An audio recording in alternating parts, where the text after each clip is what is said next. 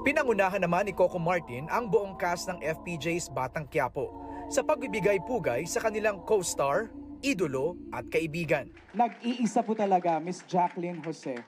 Dumalo si ABS-CBN Chief Operating Officer for Broadcast Cory Vidanes. Naroon din sina Vice Ganda, Janine Gutierrez, Jake Ejercito at iba pa. Sa eulogy ni Coco, binanggit niya na utang na loob niya kay Jacqueline ang kung anong meron siya ngayon. Siya po ang dahilan kung ba't nandito po ako ngayon sa ABS-CBN. Si Jacqueline Jose rin po ang kauna-unahang artista na sumuporta po sa akin sa unang-unang pelikula ko po na Masahista. Siya rin po ang dahilan na kung bakit ako napasok sa ABS-CBN. Binahagi rin ni Coco ang mistulang pagpaparamdam o senyales na namamaalam na sa kanila si Jacqueline. Yung may eksena siya doon na kinukunan niya na si Bubbles, lalaya na. Bigla siya umiyak.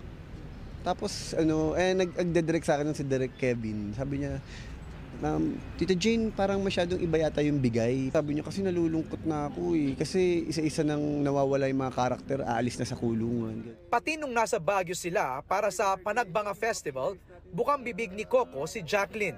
Tapos nung gabi, after nung show sa Baguio, siya rin yung pinagkukwentuhan namin habang ipapahinga kami.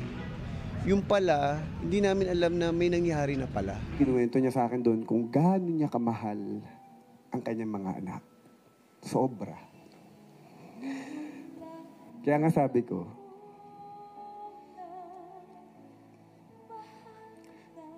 ang swerte ng mga anak niya kasi kung alam lang nila kung gaano sila kamahal ng nanay nila.